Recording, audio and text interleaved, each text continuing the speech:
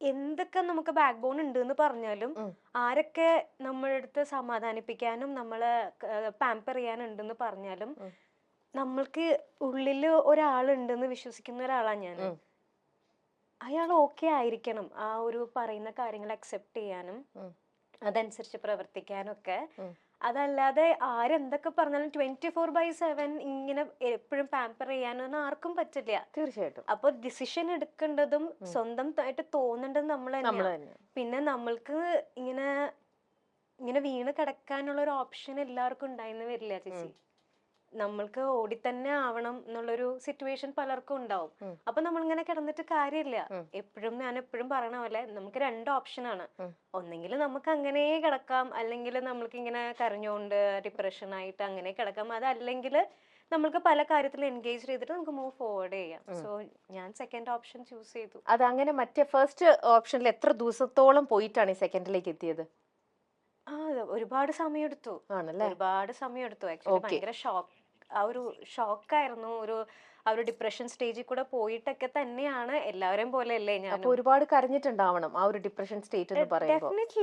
അത് ഒറ്റയ്ക്ക് ഇരുന്ന് ഡേയോ നൈറ്റോ അങ്ങനെ ഒന്നും ഇല്ലാണ്ട് ആ ഒരു ഫേസ് ആലോചിച്ചിട്ട് റിമെമ്പർ ഞാൻ ഇപ്പോഴും ഇപ്പൊ നമ്മുടെ ലൊക്കേഷനിൽ ഞാൻ ആ സമയത്ത് ഒരു തമിഴ് സീരിയലാണ് ചെയ്തുകൊണ്ടിരുന്നത്. സീരിയലില് നമ്മളിങ്ങനെ ഡയലോഗ്സ് പറഞ്ഞുകൊണ്ടിരിക്കുന്ന വഴിക്ക് തന്നെ ഞാനിങ്ങനെ പല പ്രാവശ്യം ഞാൻ വീണിട്ടുണ്ട്. ആണോ? അപ്പം കോൺഷ്യസ്ലിയോ അൺകോൺഷ്യസ്ലിയോ സാധനം സബ് കോൺഷ്യസ് മൈൻഡിൽ ഇങ്ങനെ കിടക്കാണ്. ആ മൈൻഡിൽ അത് നമ്മൾ അതിന്ന് പുറത്തേക്ക് വരാനായിട്ട് ഇത്തിരി ടഫാണ്. നമ്മൾ ഒരിക്കലും, അതായത് നമ്മൾ അങ്ങനെ ഒരു ഇപ്പൊ നമ്മൾ എല്ലാവരും കല്യാണം കഴിക്കുന്നത് ഇങ്ങനെ ആവുന്ന ഒട്ടും പ്രതീക്ഷിച്ചിട്ടില്ല. പ്രത്യേകിച്ച് എന്നെ പോലത്തെ ഒരു കുട്ടീനെ തീരെ പ്രതീക്ഷിച്ചിട്ടില്ല. ഞാൻ ഭയങ്കര ഒരു ഹോംലി ആയിട്ടുള്ള ഒരു കുട്ടിയാ. എന്നെ വളർത്തിയത് അപ്പാപ്പൻ അമ്മാമ്മ. അപ്പൊ അവരുടെ കുറെ കാര്യങ്ങളും അവരുടെ ആ ചട്ടക്കൂടി കിടന്ന് വളർന്ന ഒരു കുട്ടിയാ ഞാൻ. ചിന്തിച്ചിട്ട് പോലും ഇല്ല ഇങ്ങനത്തെ ഒരു കാര്യമോ അല്ലെങ്കിൽ ഇങ്ങനെ ഒരു സിറ്റുവേഷൻ ലൈഫിൽ ഫേസ് ചെയ്യേണ്ടി വരും എന്നൊന്നും ചിന്തിച്ചിട്ടില്ല. അപ്പൊ അത് ഫേസ് ചെയ്യേണ്ടി വരുമ്പോ ഡെഫിനറ്റ്ലി അത് ഭയങ്കര ടഫായിരുന്നു. മീൻസ് അത് അമ്മയാണ് എന്റെ കൂടെ നിന്ന് ഫുള്ള് ആ സ്റ്റേജ് ഫുള്ള് കണ്ടിട്ടുള്ളത്. ഈ അമ്മയുടെ ഞാൻ നേരത്തെ ഇന്റർവ്യൂ ഒക്കെ കണ്ടിട്ടുണ്ട്. ചെറുപ്പത്തിൽ വളർത്തിയത് ഫുൾ അമ്മാമ്മ അപ്പാപ്പ അങ്ങനെയായിരുന്നു എന്ന് പറഞ്ഞു. ഐ മീൻ ഗ്രാൻഡ് പാരന്റ്സിന്റെ കൂടെ ആയിരുന്നു. അന്നേരം ഈ മമ്മി എവിടെയായിരുന്നു? ഞാൻ എപ്പോഴും സംശയം തോന്നിയിരുന്നല്ലോ അമ്മയ്ക്ക്. അതായത് എനിക്ക് സിംഗിൾ പാരന്റ് ആണ്. അമ്മ മാത്രമേ ഉള്ളൂ. അപ്പൊ അതാ ഞാൻ പറഞ്ഞ, ചിലവർക്ക് വീണ് കിടക്കാനുള്ള ഓപ്ഷൻ ഇല്ല ചേച്ചി. അമ്മയ്ക്ക് എന്നെ വളർത്തണം എന്നുള്ള ഒരു വ്യൂ മാത്രം അമ്മയ്ക്ക് ഉണ്ടായിരുന്നുള്ളൂ. അപ്പൊ അമ്മയ്ക്കും അമ്മയുടേതായിട്ടുള്ള കുറെ പ്രശ്നങ്ങളും വിഷമങ്ങളും ഒക്കെ ഉണ്ടായിട്ടുണ്ട്. പക്ഷെ അമ്മ അതിനെ ഫൈറ്റ് ചെയ്തു. ഇപ്പൊ എന്താ പറയാ, തൂണുണ്ടെങ്കിലല്ലേ ചാരാൻ പറ്റൂ. സീരിയസ്ലി അതുപോലെയാണ്. അങ്ങനെയുള്ള ഓപ്ഷൻ ഉണ്ടെങ്കിലല്ലേ നമുക്ക് ചാരാൻ പറ്റുള്ളൂ. അപ്പൊ അമ്മ വളരെ സ്ട്രോങ് ആയിട്ടുള്ള ഒരു ലേഡിയാണ്. അപ്പൊ വെരി സ്ട്രോങ്. ഞാൻ കണ്ടതിൽ വെച്ചിട്ട് ഭയങ്കര സ്ട്രോങ് ആയിട്ടുള്ള ഒരു ലേഡിയാണ്. അപ്പോ മേഘനയുടെ ഒരു, എനിക്ക് തോന്നുന്നു അതാണെങ്കിൽ ഒരു റോൾ മോഡൽ എന്ന് പറയുന്നത് തീർച്ചയായിട്ടും അമ്മ തന്നെ ആവണം. അതെ, അമ്മേനെ ആർക്കും തകർക്കാൻ പറ്റില്ല, ഞാൻ എന്നെ ഒഴിച്ച്. Very good. ടച്ച് വിടാതെ. അതുകൊണ്ട് അത് കണ്ട് വളർന്നൊരു കുട്ടിയാ ഞാൻ. So okay. അങ്ങനെയാണെങ്കിൽ മേഘന ഇപ്പം തൊട്ട് മുന്നേ പറഞ്ഞൊരു കാര്യം, ഇത് വേറൊരു കാര്യം കൂടെ കണക്ട് ചെയ്ത് ചോദിക്കാം. മേഘന എപ്പോഴും എല്ലാ കാര്യത്തിലും, സീരിയൽ ആണെങ്കിലും ആയിക്കോട്ടെ, അല്ലെങ്കിൽ നേരത്തെ ചെയ്ത അഡ്വർടൈസ്മെന്റ് ആയിക്കോട്ടെ, വർക്കിന്റെ കാര്യത്തിലോ എന്തിൽ പോയി കഴിഞ്ഞാലും എപ്പോഴും ദ ബെസ്റ്റ് വേണമെന്ന് ആഗ്രഹിക്കുന്ന ഒരാളാണ്. എന്ത് ചൂസ് ചെയ്താലും മേഘനയുടെ ഓരോരുത്തരുടെ ഇഷ്ടവും ഓരോന്നാണ്. പക്ഷെ മേഘനയുടെ ഇഷ്ടത്തിന് പറ്റിയ ഏറ്റവും ബെസ്റ്റ് എന്ന് മേഘനയ്ക്ക് തോന്നുന്നത് പോയിട്ട് എപ്പോഴും പിക്ക് ചെയ്യാൻ ആഗ്രഹിക്കുന്ന ഒരാളെന്നാണ് എനിക്ക് മനസ്സിലായത്. പക്ഷെ നമ്മുടെ ലൈഫിൽ എവിടേക്കോ നമ്മൾ പിക്ക് ചെയ്യുമ്പോൾ ചില കാര്യങ്ങളിലെല്ലാം തെറ്റ് പറ്റിയേക്കാം. അങ്ങനെ തോന്നിയിട്ടുണ്ടോ? തെറ്റ് പറ്റിയേക്കാം നമ്മുടെ സെലക്ഷനില്, നമ്മുടെ തീരുമാനങ്ങളില്? ഇല്ല ചേച്ചി, നമ്മൾക്ക് ആ സമയത്ത് നമ്മൾക്ക് ദി ബെസ്റ്റ് ആയിരിക്കും നമ്മൾ സെലക്ട് ചെയ്യാം. നമ്മൾക്ക് ഒന്നുമില്ല, നമ്മളുടെ ഏറ്റവും നല്ലൊരു ബെസ്റ്റ് ഫ്രണ്ടിനെ നമ്മൾ സെലക്ട് ചെയ്ത് കൊടുക്കുമ്പോഴത്തേനും നമ്മൾക്ക് ഏറ്റവും ബെസ്റ്റ് അല്ല സെലക്ട് ചെയ്യാം. തീർച്ചയായിട്ടും. അപ്പോൾ നമ്മൾക്ക് സെലക്ട് ചെയ്യുമ്പോൾ അതിലും ബെസ്റ്റ് ആയിട്ടുള്ള കാര്യങ്ങൾ നടക്കണം എന്ന് വിചാരിച്ചിട്ടല്ലേ നമ്മൾ സെലക്ട് ചെയ്യാം. അതൊരിക്കലും തെറ്റെന്ന് ഞാൻ പറയത്തില്ല. ഇപ്പൊ ഈ ഇരിക്കുന്ന മേഘ്ന എന്ന് പറയുന്നത് അതിൽ കൂടെ ഒക്കെ കടന്നു വന്ന ആ ഒരു, അതെ, മേ ബി അങ്ങനെ ഒന്നും അറിയാണ്ട് നിന്നിരുന്നെങ്കിൽ ചിലപ്പോ അങ്ങനെ തന്നെ ഞാൻ പോയേനെ.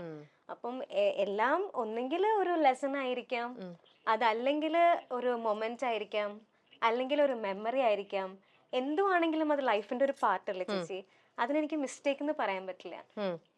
പക്ഷെ വ്ലോഗിലൂടെ പ്രേക്ഷകർക്ക് സുപരിചിതയാണ് ഡിവൈൻ. ഡിവൈൻ എന്ന് പറയുമ്പോൾ ആരാണ് എന്നൊന്നും നമ്മൾ ഇനി ചോദിക്കേണ്ടി വരില്ല. മേഘ്നയുടെ ആദ്യ ഭർത്താവിന്റെ രണ്ടാം ഭാര്യയാണ് ഡിവൈൻ. ഇങ്ങനെ പറയുമ്പോൾ പലരും മോശമായ പ്രതികരണങ്ങളും വിമർശനങ്ങളും ഒക്കെ എത്താറുണ്ട്. പേഴ്സണൽ മെസ്സേജ് ആയിട്ടും പലതും തനിക്ക് വരാറുണ്ടെന്ന് ഡിവൈൻ പറയാറുണ്ട്. എന്താണ് മേഘ്നയുടെയും ഡോണിന്റെയും ജീവിതത്തിൽ സംഭവിച്ചത് എന്ന് ആർക്കും ഇപ്പോഴും അറിയില്ല. അങ്ങോട്ടും ഇങ്ങോട്ടും പല പഴിചാരലുകളും ഉണ്ടാകാറുണ്ട്. പലപ്പോഴും പലരും കമന്റുകളുമായി എത്താറുണ്ട്.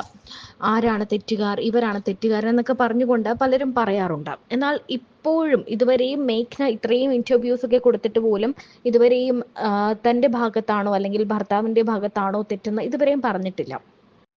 എന്നാൽ മേഘ്നയുടെ പല ഇന്റർവ്യൂകളിലും താൻ അനുഭവിച്ചതിന്റെ ഒരു നേർക്കാഴ്ച, താൻ അനുഭവിച്ച ഡിപ്രഷൻ, താൻ ആ സമയത്ത് സീരിയലിൽ അഭിനയിക്കുമ്പോൾ കണ്ണുപോലും അടയ്ക്കാൻ പറ്റാത്ത അവസ്ഥയിൽ ഉറക്കമില്ലാതെ കരഞ്ഞുകൊണ്ടിരുന്നതും അതിൽ നിന്നും തന്റെ അമ്മ തന്നെ എങ്ങനെ മുന്നോട്ട് കൊണ്ടുവന്നു എന്നെല്ലാം ഡിവൈൻ പറയാറുണ്ട്. താൻ ആ സമയത്ത് അനുഭവിച്ചതും ഡിപ്രഷനെ കുറിച്ചും താൻ എങ്ങനെ അതിൽ നിന്നും പുറത്തു വന്നു എന്നതെല്ലാം പറഞ്ഞുകൊണ്ട് മേഘ്ന മുന്നോട്ട് വന്നിട്ടുണ്ട്. നെഗറ്റീവ് കമന്റുകളൊക്കെ വരുമ്പോൾ അതിരുവിടുമ്പോൾ അതിന് പ്രതികരണവുമായി പലപ്പോഴും ഡിവൈൻ എത്താറുണ്ട്. ഇപ്പോൾ അത്തരത്തിലൊരു മറുപടി പറഞ്ഞുകൊണ്ടാണ് ഇപ്പോൾ ഡിവൈൻ എത്തിയിരിക്കുന്നത്. മേഘ്നയെ കുറിച്ച് പറഞ്ഞൊരു പേഴ്സണൽ മെസ്സേജ് വന്നതും അതിനുള്ള മറുപടിയുമാണ് പുതിയ വീഡിയോയിൽ.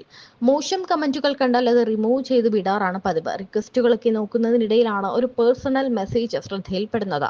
തന്നെക്കാൾ ഒത്തിരി സുന്ദരി മേഘ്നയാണെന്നായിരുന്നു മെസ്സേജ്. ഇന്നയാളാണ് നിന്നേക്കാൾ സുന്ദരി എന്ന് പറയേണ്ട ആവശ്യമില്ല. അവര് സുന്ദരിയാണെന്നോ അല്ലെന്നോ ഞാൻ എവിടെയും പറഞ്ഞിട്ടില്ല. ആർക്കുമില്ലാത്തൊരു പ്രശ്നം നിങ്ങൾ പേഴ്സണലി വന്ന് എന്നോട് പറയേണ്ട ആവശ്യമില്ല. ഞാൻ നല്ലതോ പൊട്ടയോ ആയിക്കോട്ടെ, ഒരു ലിമിറ്റിനൊക്കെ ആവാം. യൂട്യൂബിൽ കമന്റ്സ് വരുമ്പോൾ അത് ഡിലീറ്റ് ചെയ്ത് കളയാം. കഴിഞ്ഞ കുറേ വർഷമായി ഞാൻ കമന്റുകളൊന്നും മൈൻഡ് ചെയ്യാറേ ഇല്ലായിരുന്നു.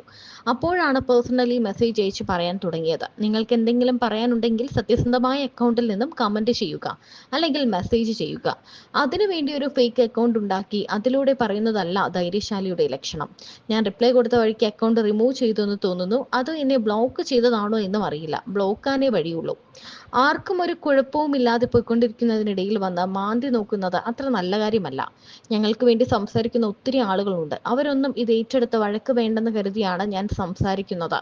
നെഗറ്റീവ് കമന്റുകൾ റിമൂവ് ചെയ്യുന്നതും അതിൽ താല്പര്യമില്ലാത്തത് കൊണ്ടാണ്. പേഴ്സണലി ഒക്കെ വന്ന് മെസ്സേജ് അയക്കുമ്പോൾ ആലോചിക്കുക. ഇനി ചൊറിഞ്ഞേ തീരൂ എന്നാണെങ്കിൽ സ്വന്തമായൊരു പേരും മേൽവിലാസവും ഒക്കെ കാണില്ലേ, ആ അക്കൗണ്ടിൽ നിന്നും മെസ്സേജ് അയക്കുക. വീഡിയോ കണ്ടിട്ട് ജെനുവിനായ അഭിപ്രായം പറഞ്ഞാൽ ഞാൻ അത് നോക്കും. അങ്ങനെ ചെയ്താൽ നന്നാവുമെന്നൊക്കെ പറഞ്ഞാൽ എനിക്ക് മനസ്സിലാകും. ഇത്തരം നെഗറ്റീവ് കാര്യങ്ങൾ കേൾക്കാനായി ആരും ഒന്നും ഉപയോഗിക്കില്ല. ദേഷ്യം വന്നാൽ എനിക്ക് എന്നെ തന്നെ പിടിച്ചാൽ കിട്ടില്ല. പ്രത്യേകിച്ച് ഇത്തരം വിഷയങ്ങളിൽ, ഇത്തരം കാര്യങ്ങളിലൊന്നും ഞാൻ പ്രതികരിക്കാറില്ല. ഒരു തരത്തിലും ഒരു ഇതുമില്ലാത്ത ആൾക്കാരുടെ കാര്യം പറഞ്ഞ് എൻ്റെ അടുത്ത് വരുന്നതോ അവരുടെ അടുത്ത് പോകുന്നതോ എനിക്കിഷ്ടമല്ല.